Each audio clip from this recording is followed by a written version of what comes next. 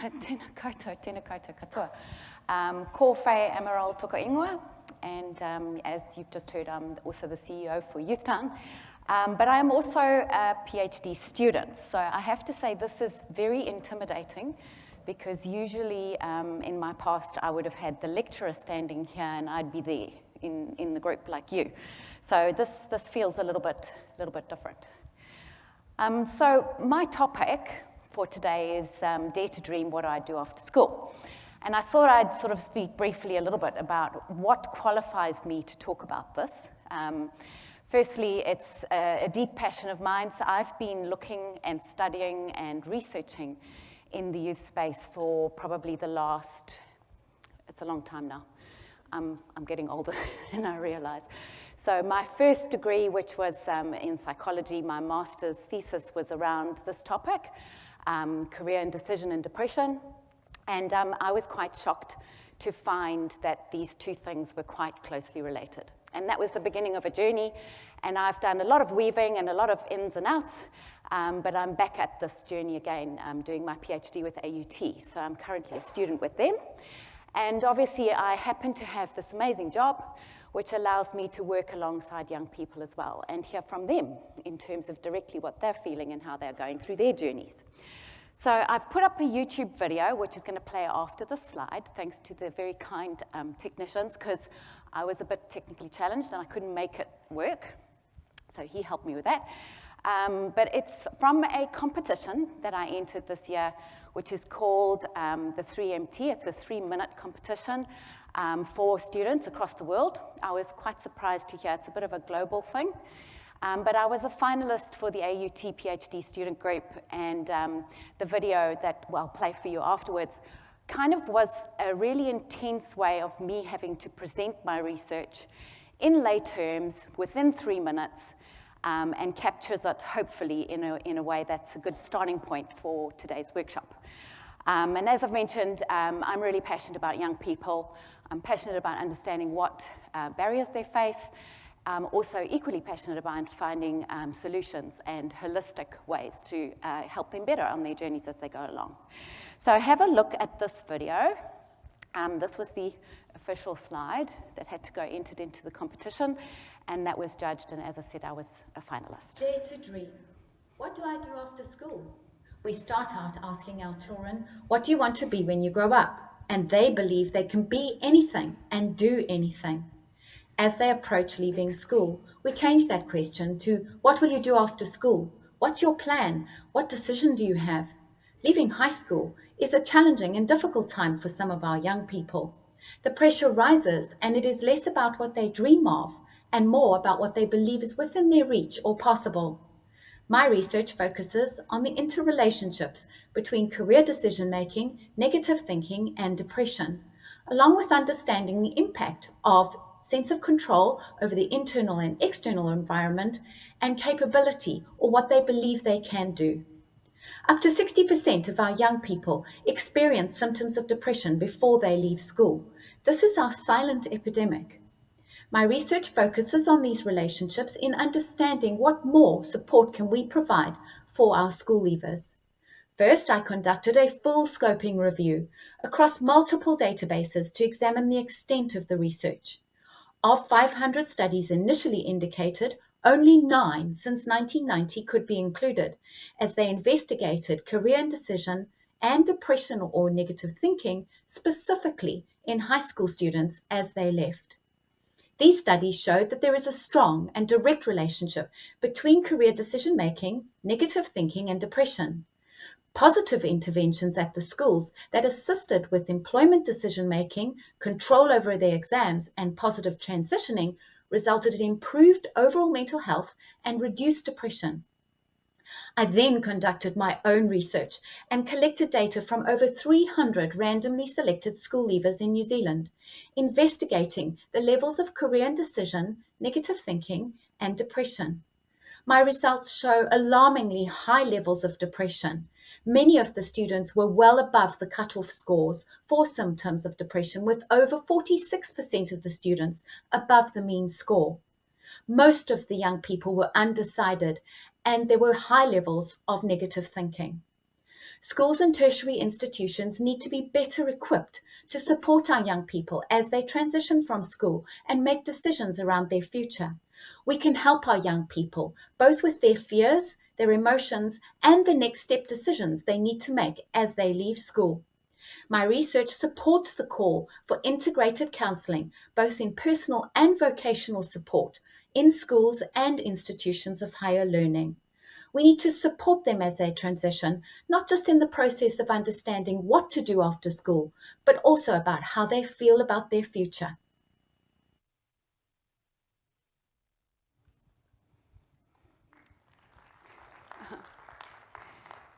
Thank you. It was the hardest thing I've ever had to do, I have to say. You've got no idea how many takes I did of that. I was sitting there in my daughter's bedroom, and then there were some rules, and it had to be a specific light and a specific this, and I think I did about 1,000, and it was, by the end of it, I was like, I really have to just get this thing done. But as you can hear, unfortunately, my topic has some quite startling results. And I'm busy working with the quantitative analysis at the moment. And the more I work with the data, the more, unfortunately, scary it is in terms of the story it tells. But it does tell a story, and I think it's important to share the story, which is why I wanted to share it here today. This is, I guess, a representation of many of us and how we would all feel. So if you've got your own children, or if you've got your own young people that you work with, or see every day, you'll know that when they're 5 years old and you say to them, what do you want to be when you grow up? They'll say, oh, I want to be an astronaut, I want to be a nurse, I want to be a teacher, I want to be a scientist. And we, as parents or as family or as caregivers, will say to them, you can be anything you want, because the world is your oyster. As they get a little bit older, and as we go through the process of life, we start to maybe have a few real conversations with them. So maybe around 12 years old, you'll start to say to them, it might be a little bit hard to go into being an astronaut because, there's not that many astronauts around, but how about we think about these other things? And as they go through life and through those youth years, we start to sort of work to narrow down their thinking a little bit. And that goes along with a whole heap of things. It's about being realistic. It's about being what's attainable. But sometimes I think that can work out to be a negative process for our young people. So this is a little bit about that negative thinking and self-efficacy, which is a key part of my research. So these are the big questions that I've had from young people and that they've asked me to think about. They'll say, what can I do after school? What do I do after school? What are my options exactly? And those things will be things that you guys especially will be coming across all the time. You'll know that you'll get young people coming to you saying, I don't understand, I don't know how to get there, I'm not sure. What a lot of our research is showing is that some of our young people don't even have the confidence to approach those questions in the first place. So they sit in the background and they kind of make their own way muddling through, trying to work out what are my options and how do I actually get there. And some of them may not even come across or want to come through the door. So this is a challenge for any institution, isn't it? It's a shortage of resources. It's how do you get across all of the students? How do you connect with all of those students?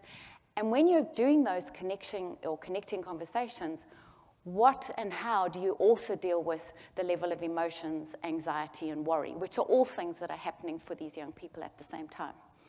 A lot of young people will tell me, well, what choice do I really have? Realistically. I'm here, I'm on the West Coast, this is my place, this is where I'm going to end up being. I don't have the opportunity to leave. And that opportunity or vision of the opportunity is something that often will stop a young person from moving forward. And very difficult to break down because it's big and it's wide and it's hard to sort of test out. In terms of what our research says, and these are a lot of global studies, and I've tried to summarize and take a perspective across as many different viewpoints as possible, but there are definitely some very direct relationships between symptoms of depression, and I think it's really important to understand that I don't measure clinical depression. I haven't measured clinical depression. That is not the purpose of the research. The purpose of the research is to understand symptoms of depression, and it's the precursor to depression. And what a lot of the global studies are showing us is that young people show symptoms of depression as young as 7 or 8, 9 or 10, right up through their adolescent years. And that's why I called it in my video the silent epidemic. It is by far and away the biggest thing that the world is dealing with in our youth population, scientifically and well researched. The thing that isn't very well understood is that relationship between career and decision or decision making.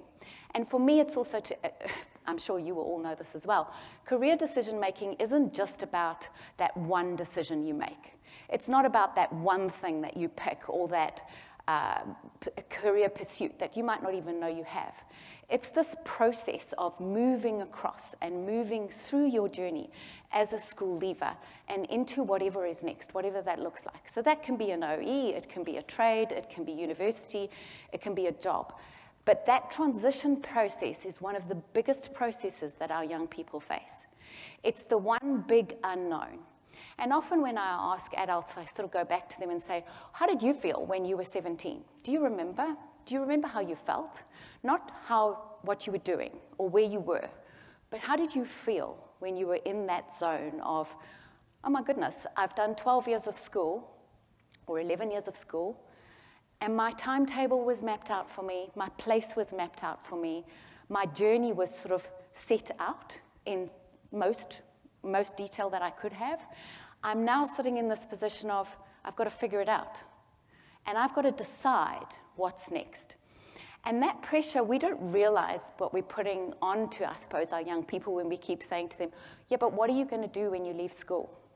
It's an ordinary question, and it's a question that we all ask. But I suppose what I'm starting to understand, certainly through the research, is that question can trigger a lot of different feelings. And it can lift a lot of anxiety, a lot of worry, and a lot of concern, because sometimes they actually don't know. In fact, I would suggest the research is saying that many of our young people really don't know. So one of the fun things I always ask everybody is, in the room, just quickly, if you can tell me by putting up your hand, are you doing now, today, what you thought you would be doing when you were 17 or 18 years old or as you were leaving school? So put up your hand if you're doing exactly what you thought you would be doing when you were 17. So it's usually exactly that. It's usually maybe 5 or 6 or whatever the percentage is, but it's less than 5%. And it's because most of us do lots of weaving and journeying and meandering through our lives. And lots of us end up doing things we would never, ever have dreamt of. So I can tell you for sure, I thought I was going to be a psychologist. That was my path. That was my thing. I did counseling. I did lifeline counseling. I did Sandtray therapy. I thought, this is my journey. This is my thing. And then one middle of the night session I was doing for Lifeline. And I was by myself in this little house. And I was a bit scared. And I got a call at about 3 in the morning. And it was a regular. You know, and if you've done counseling, you know you get regulars. And I had a regular, and she phoned me, and she was like, oh, I'm having such a bad night. And I'd been through a process with this lady before, and I thought to myself afterwards, goodness, you know, I'm really not solving this lady's problem. I'm listening to her, and I'm doing all the right things as a counselor, but I don't feel like I'm actually having an impact, and I don't feel like I'm actually solving anything. And as a young, I think I was probably about 26 at the time, I was like, actually, this really doesn't work for me. I need to get into something where I can actually see a difference and make a difference. And it's probably a very naive position to take as a young counsellor. But anyway, I decided to go off and do some other work. So I went off and did a whole bunch of other things. And as life would have it, I've done a full circle, and I'm back to doing youth work and understanding where they land and what they're doing. So they say your purpose chases you. If you don't stick on it, then it comes back to find you. So hopefully you would have similar stories in terms of being quite happy where you are now. But sometimes it takes a while to get there.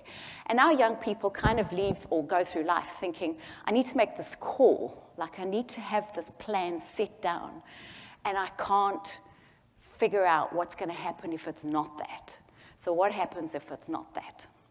So The estimated levels of symptoms of depression, and again, remembering these are symptoms, is up to 60% of our adolescents. Certainly, as you would have heard from my results mirror that.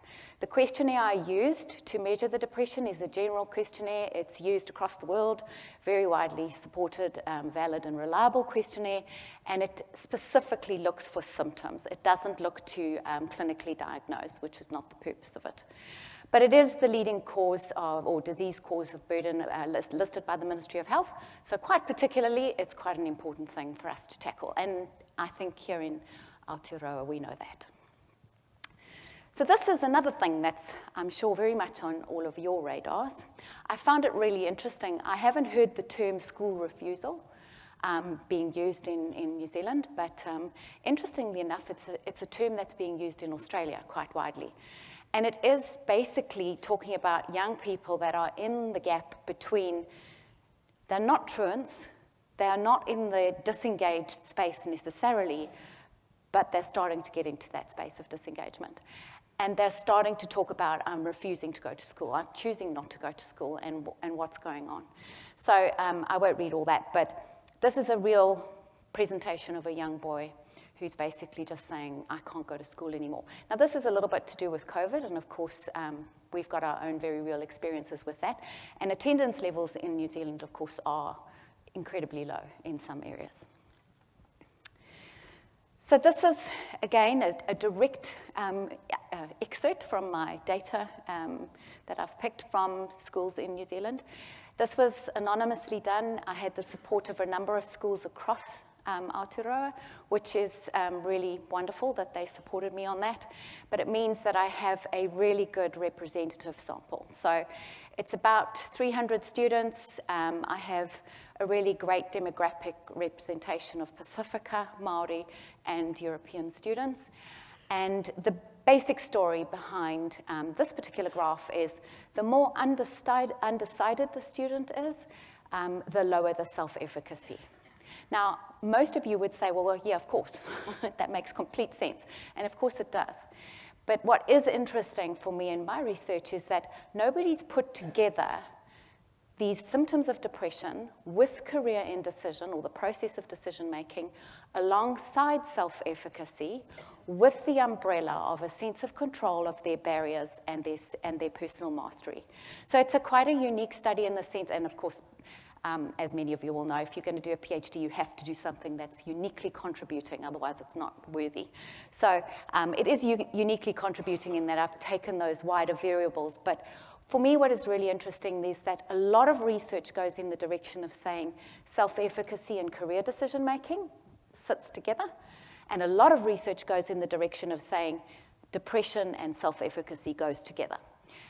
These three things, however, when you start analyzing the data, work really strongly together.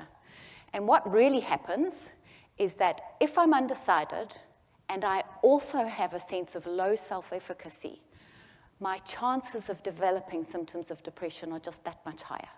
And that's the thing. That's the relationship that I'm busy exploring. And that's the thing that I feel like we can change.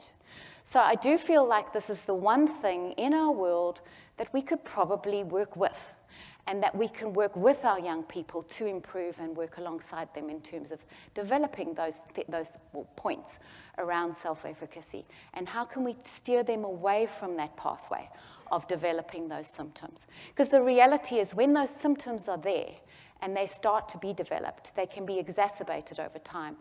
And there is this strange trend, and a very much a trend happening where the development of major depressive disorders is most often happening in the mid-20s and onwards. So we're not relating it back to what's happening before, but in actual fact, it's starting all the way down in our younger population. And that's something that I feel like from a prevention point of view, and this is where I sit at Youth Town, is we can do more, we should do more in that preventative space, and not be trying to fix them when it's really hard and really difficult to bring them back. How do we work with them at this young age to help them through some of these processes? So this is what our young people say, and I think these are really interesting statements. These are real young women, And I picked women because it was out of research that was done at the Y. And there's certain things that are almost universal. She's saying, I don't know what to do when I'm grown up, and why is there so much pressure to figure out what it is? I think gender issues are still a problem. It's 100 years since women got the vote. Why are we still talking about it? Interesting, good point. 18 is scary and expensive, and it's really, really scary for me to consider that if I get this wrong, it's really expensive, and it's really difficult for me to come back from that. And that's just real. That's not emotional. That's just a fact. So this is the other graph that I've taken out of my research.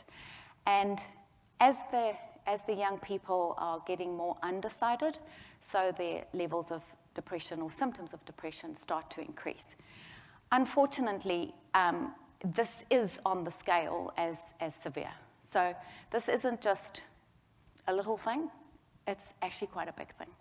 And it's a sad topic, but it's a real one, and it's a one that I know is difficult to talk about, but I do again feel like there is something we can do about it. I don't think it's something that's impossible to change. So when we get into employment, hopefully a bit of light relief on the cartoon, some of the things that our young people are also telling us about is, well, I don't know, what am I supposed to be doing? Because some of the stuff that I thought I was going to be doing, not that I think anybody wants to be necessarily a mailman on purpose, but those things have changed as well. And I had a really interesting discussion with, for example, NZ Post. And just before COVID, they were talking about the warehousing that they had in Manukau, and it's a huge warehouse, and they really don't need it, and we're going to have to find out some new purposes for the space. And we were talking to them and saying, well, we could put in a basketball court because it's this great big warehouse space, and young people love basketball, and we don't have enough indoor spaces for them to come to, so maybe we could think about doing that. Anyway, then COVID happened, and all of a sudden, that conversation shifted completely, and some of you may have known from the news and the Herald at the time, the Manukau Postal Service or Centre was busting at the seams probably about a year ago, where they had to actually stop receiving parcels for about 4 weeks to be able to clear the backlogs. So our world has shifted completely, and that NZ Post job is actually firing on all cylinders.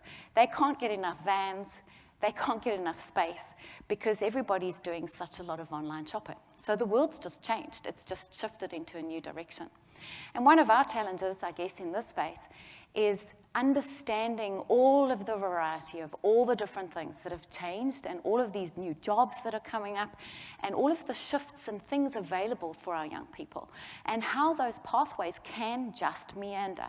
So you might just start here, but you could end up there. And how do we apply those skills? And certainly in the tertiary space, one of the things that's challenging is obviously that application.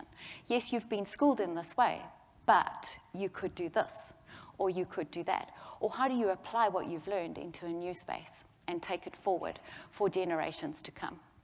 So in terms of understanding the challenges, we've got some really big things on our horizon. Technology is moving faster than we can even imagine. And many jobs are being created and sort of are being applied for in terms of the workforce, where they're saying, actually, there isn't a university degree for this job, or there isn't a qualification for this job. So how are we working with employers to say to them, well, that's great, but how do we bring them into your industry then? And what are we doing, or what skills can we provide for them to be able to get them in there?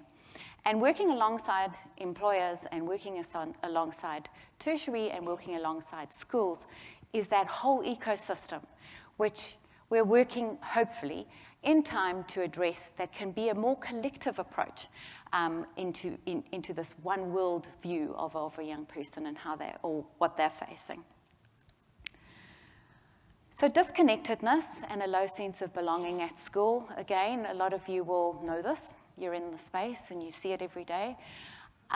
It's really hard because when you read those statistics that I've put up there on that slide, there's lots of variables in terms of the different views and the different viewpoints that everybody carries, but it is interesting that 97% of the young people do believe that school is very important to succeed. So they've linked school to success in whatever that looks like for them in their minds. So they've made that connection, but not all of them are feeling like they belong, and not all of them are feeling like I know how to do school, or where to do school, or is this working for me? And obviously there's a whole lot of other things that are going on in the background, which, yes, it's complex. There's no simple and quick solution, otherwise we'd be doing it, wouldn't we? Global findings. So when I put in the thing for this, it was a workshop. So I thought, okay, everybody's going to be around tables, and we could do workshop stuff. But it's a bit difficult when you're all sitting in a big auditorium. But there are, I could, if you felt like it, give you a few minutes to have a quick discussion next to a few people next to you alongside, because these are very big questions. And I'm really interested in what you think. Because this isn't just a one-sided presentation. I can tell you what I found, I can tell you what I've read, and I can tell you what research is telling me, but you might have some very key ideas and perspectives on it. So I thought what I wanted you to do is pick one of those big questions and have a bit of a discussion, and then maybe one or two of you could tell me what you think in terms of possible solutions or ideas that you might have. Is that okay? Does that sound like a thing? You could do that? Breathe a break? Like I said, not the ideal setting for it, but maybe 2 or 3 people on either side have a quick discussion, 5 minutes, yeah? And some bold people can come back and talk to me, or stand up and tell everybody what you think. Awesome. 5 minutes.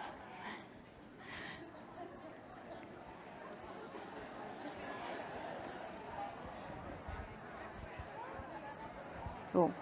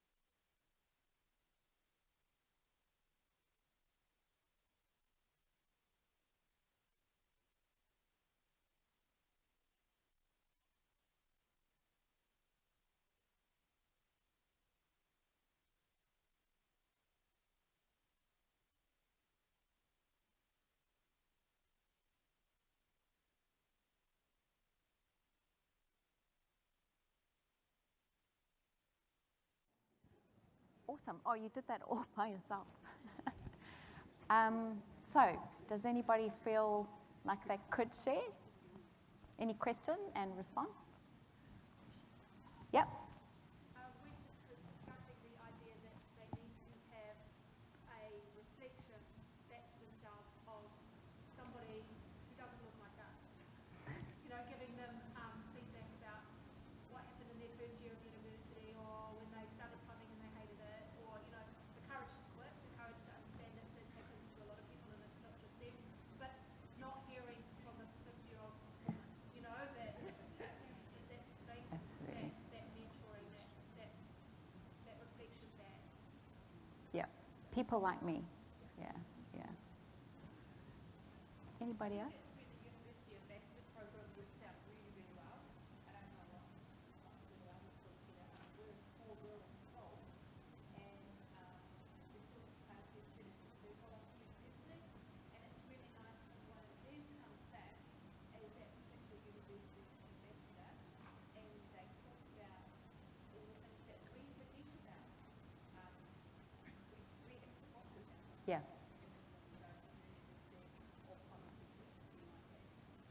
Yeah.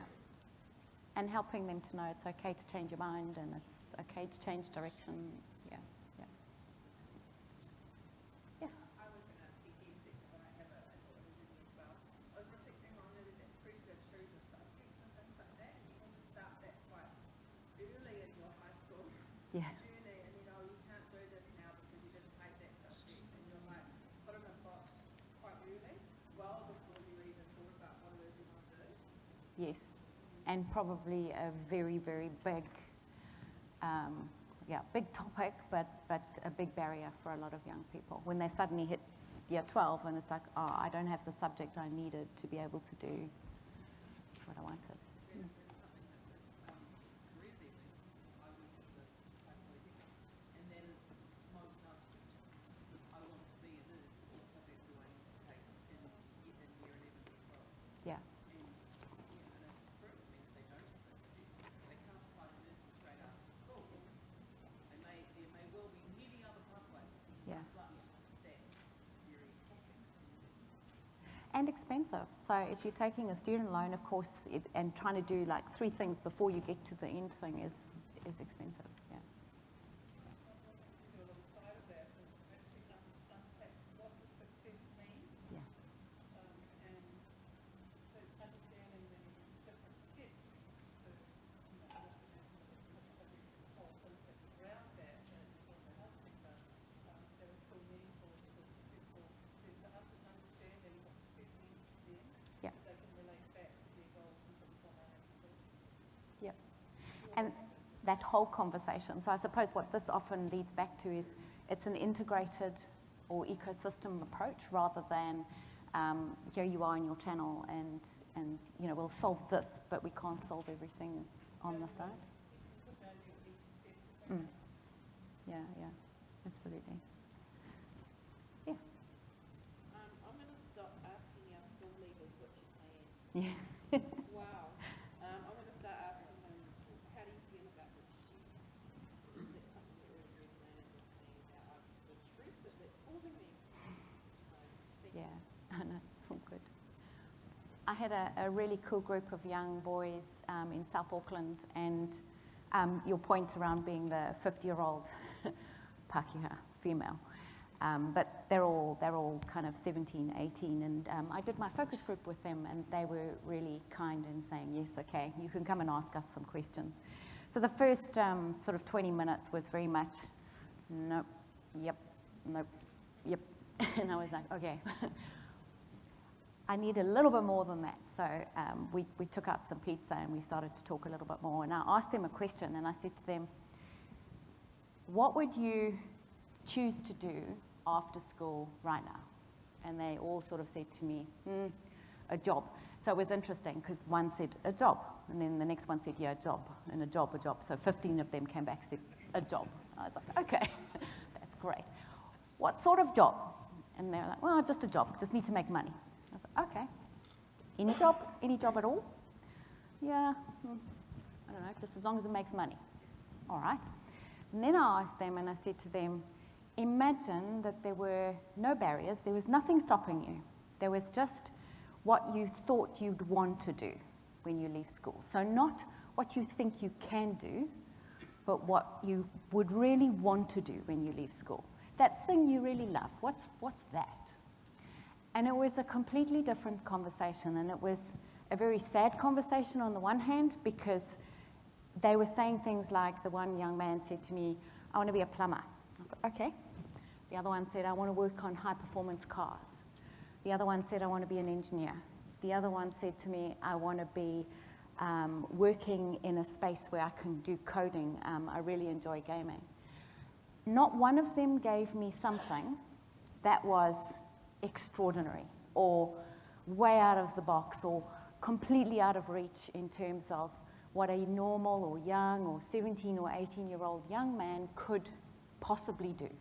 They were real jobs for real people that should be accessible for them.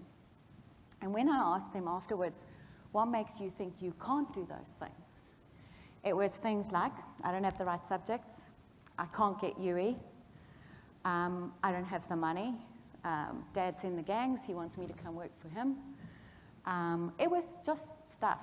It was real life stuff that was very real for them, that was stopping them from getting there. But there was a man in the room with me, and he was helping me with these young men, and what he does is he tutors. And he's a general practitioner, he's a GP who's retired, and he teaches them physics and calculus. And what he's done with these 15 young boys is he fetches them every day, he brings them back to a really run-down community centre. It's not even a community centre, it's an old bowls club in the middle of Otahu, and he helps them. He helps them do their homework, he helps them cook a meal at night, he helps them with their confidence. And I said to them, hey, but you've got Doc here, and he looks like Doc out of Back to the Future, for those of you that are old enough. He really looks like that, same hoodie, same wild hair, and I said, but you've got Doc here, he's right here, he's helping you do this. And they looked across at him and they were like, oh, yeah, I suppose so. It's like, he's there, he's your opportunity, he's the person in your community that's working with you. Now that's just 15 young men, but it was quite special for them to understand that there was this person in their world that was giving up his time and trying to help open those doors for him and build up those pathways and give them that access. But it sparked a whole new conversation around, for me, even from a youth time point of view, why don't we do night school more in New Zealand, where these young people are saying, I have to work, I have to go get a job, I need to be able to go work and bring in an income. How do we keep them safe in schools and maybe give them those opportunities to complete their NCEA? And I know some schools are piloting some of those things. I know there's a few up in Auckland that I've heard about. But it was really interesting understanding from their perspective that they genuinely don't think that those are options for them. They see them, they understood that those options exist, but they didn't see them as options for them. They saw them as options for other people, but they were just needing to go get a job. So it was, yeah, quite revealing having that conversation with them. Did anybody else want to say anything? Yeah. I was going to say, we talk about if you could see it, you could be it. And exactly what you were talking about. You know, if you see someone like you doing that job, then it becomes a more real option. Yeah. And there's some great well, I know there's some great options and opportunities where employers are trying to sort of say, well, could you get in a young person for a day? And could we, you know, instead of, I know there's some great initiatives around young inspiring leaders, I think, that, you know, young people coming in and talking about their journeys and what they're doing in schools to school students. But is there an opportunity to take young people into the workplace just for a day so they can see what does it actually look like? Hey, and these are ordinary people, and these are people that just joined us. So here's this young person, they finished their degree a year ago, or they finished their trade a year ago, and this is what it looks like for them, and encouraging those conversations. So yeah, I think you're right. It's making it real as opposed to this thing on pieces of paper or glossy brochures or, yeah, it seems so far out there and unattainable. So the other thing in my research that I measured was sense of control. And sense of control splits out into two things: a sense of control over your own self, like who you are, and a sense of control over external barriers or constraints. And it's really interesting because our young people, or the sample tells me that our young people are quite confident in their own ability in terms of me and how I feel about myself. But their sense of control over external constraints is very, very low. They do not believe they have control over their external environment. And that's everything. That's numbers, not numbers, finance, getting into university, getting into a trade, getting into a job, picking the job I want, leaving the town I'm in, going to, it's all of those things. It's that external view. And that was really low, and that's very highly related to the feelings of depression as well, and to the indecision. So it was interesting that both of those things, all wrap up as well. So I'm not going to ask you to read this because it's a lot of words, but I know, and I think these presentations will be available to you afterwards. But this was basically the summary of my scoping review. And if anybody, I don't know if anybody in the room, has anybody done a scoping review before? Don't. So, if anybody says to you, would you like to do one? No, don't. My supervisor said to me, COVID's a little bit of a distraction. You're locked up at home for your 4 months in Auckland. How about you do a scoping review? And I thought, oh, okay, that doesn't sound too bad. I could do that. No. It's really hard, and it's narrowing down a huge amount of literature. So basically, you've got to do this massive database search for your terms and for what it is that you're looking for, and then you basically have to work it down into what articles very specifically and what research very specifically actually deals with the questions you're asking. And the question I was asking is there a relationship between career indecision, depression, self-efficacy, and sense of control? And of course, what it got down to is that no, there is no research in the world that does this, but there is research that does some of that. And these are the 9 articles. What is good about these 9 articles, though, is there are a couple of international interventions that have been run in schools that have been very successful. And where they've measured depression symptoms before and after the interventions, those things have improved. So I think that's a real window of hope in terms of what we potentially could be doing. And schools, I guess, why schools come up so much is because schools are the one safe place. They're the one universal place. And from the research, certainly in Australia, why people or why researchers want to work with schools so much is because they know that in that space, you can take care of those young people. And the people looking after the young people in the schools genuinely want the best outcomes for those kids. So it's a safe space for it to happen, but arguably, and of course, schools can't do this on their own. So one of the initiatives is about understanding, could community organizations come alongside Ministry of Education, come alongside schools to better improve some of these outcomes for our young people. So my big thing, dare to dream. I had put these questions back up, so these are different versions of some of the questions that young people have asked me. And there's one story that I can tell you from my days when I worked in tertiary. This was in South Africa. And there was a young man, and he got the nickname Peanut Butter Boy. And he used to come to the entry or the entrance of the university every day, and we used to talk to him, and the campus principal used to talk to him. And he'd just come and he'd say, this is where I'm going to be in a year's time. And we started to build a relationship with him and started to talk to him about his dreams. And he found a job right across the road from the university and one just down the road. And his day job was in the supermarket, and his night job was unpacking and merchandising for the supermarket on the day after. He lived in a small shack, probably several kilometers away from the center of Cape Town. And he used to come in every day, work extraordinary hours, go home, and he was living with his nan. And his dream was to be a photographer. And he said, how I keep my dream alive is I come and I stand on your doorstep and I look in, and I look at those kids that are coming in to do their studies, and I want to be one of them, and that's what's keeping me going. And the reason why he was nicknamed Peanut Butter Boy was because that's all he lived on. And we got to know that because we got to know the guys running the supermarket, and they were like, you don't understand, this guy lives on peanut butter sandwiches, because every other cent he earns, he puts into looking after his nan, his transport, and saving up to buy the camera that he needs to buy to be able to study photography at your university. That young man has the biggest smile you've ever seen in your life. He will light up the room when you see him. And he is now working for the Cape Town Times as one of their lead photographic journalists.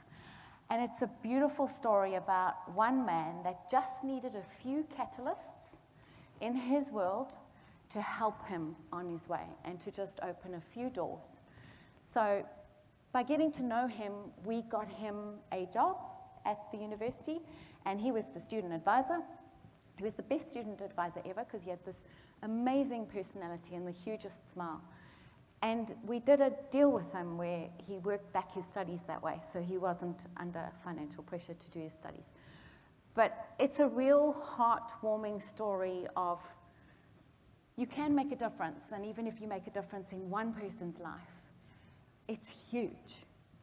A story from here, we ran a songwriting competition, and this was with some young people. We ran the Youth Town Songwriting Competition with Play It Strange with Mike Chin, who some of you that are old enough will know.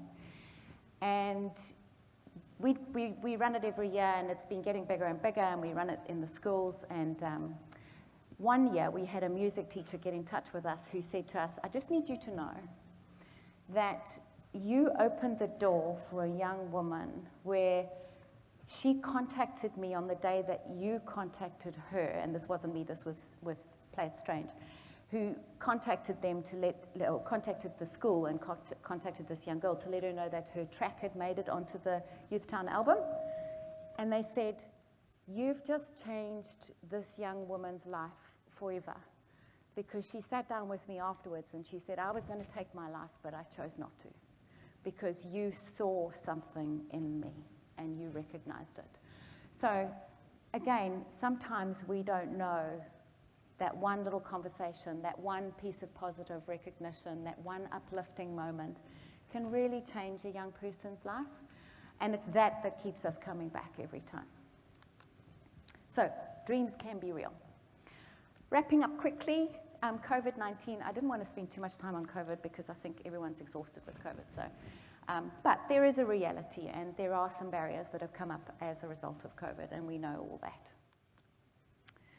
Youth employment, how do we work with them?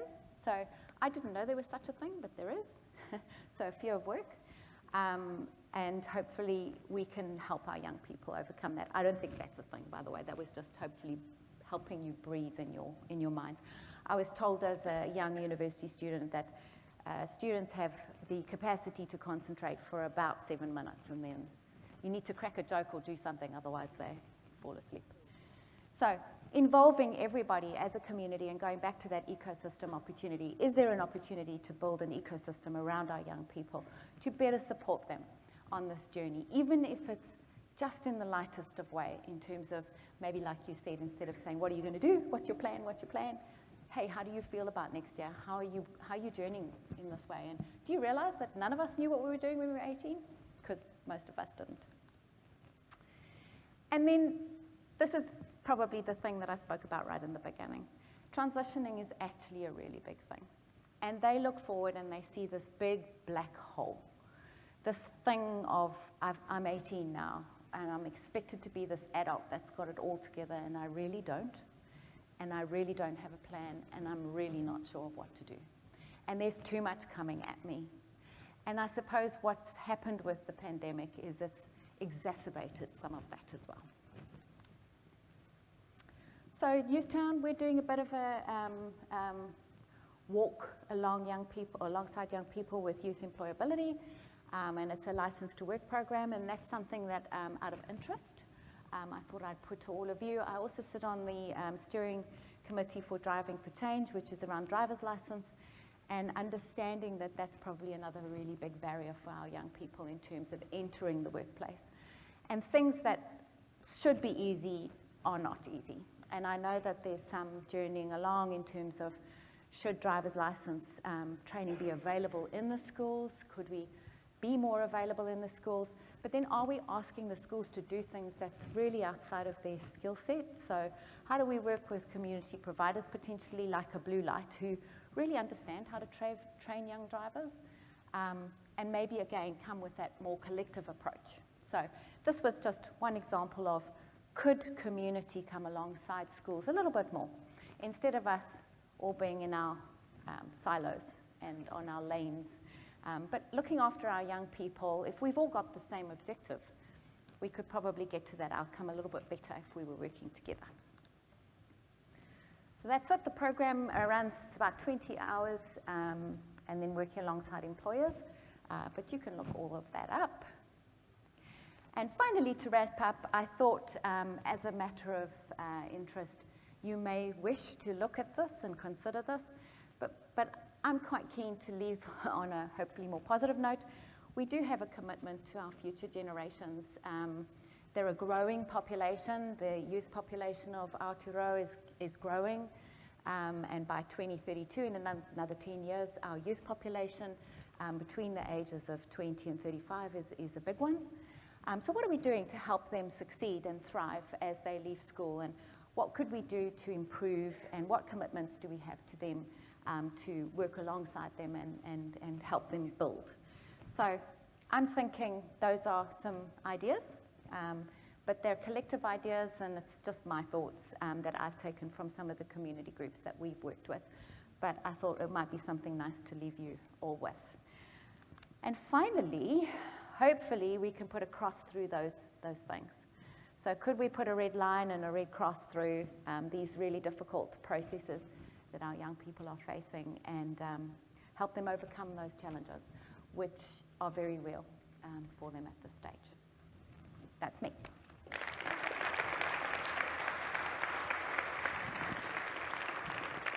Thank you very much.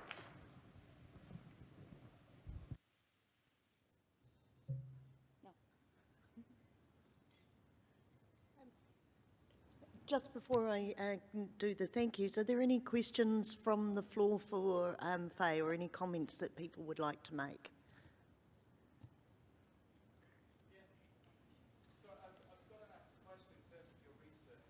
I suppose if you look at it as your solutions and discussing are almost the ambulance of the cyber left, did you get any feedback from your studies and your research about the effect of systemic change in the junior school? Yeah, a really good point. Yes, so intermediate aged kids, having a bit more of a proactive conversation around, not so much the job, because that's probably a bit too far and too distant, but that point you've made, some people in the audience have made around career decision making in relation to subject choice, and how could you help them understand what that success looks like, and that it's not a one size fits all, and that asking those questions at that younger age is appropriate, and helping them work through their feelings around that as well, so that you can better prepare them.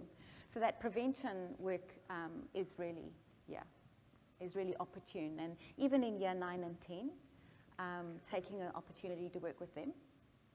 So would you see that as having a profound effect on the Yeah. discussion? Yeah, definitely. If I look at those two big things that are mediating those relationships between career and decision and symptoms of depression, which is that sense of control and self-efficacy, both of those things can be impacted. So if we could work to build self-efficacy more, and that belief in their own capability of overcoming, and it goes back to some of that stuff around resilience and problem solving, alongside sense of control, which is how do I navigate through some of those big things that seem out of my control, but I can find solutions if I've got the right support. So yeah.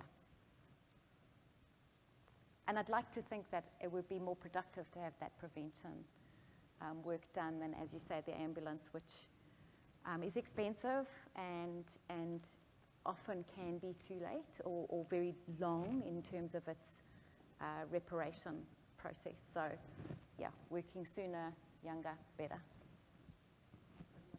Do you have any suggestions for young women making decisions, and they're based on perfection, which sometimes that model of perfection paralyses their decision-making processes going forward? And that's, I know there's a lot of pressures on social media and so forth.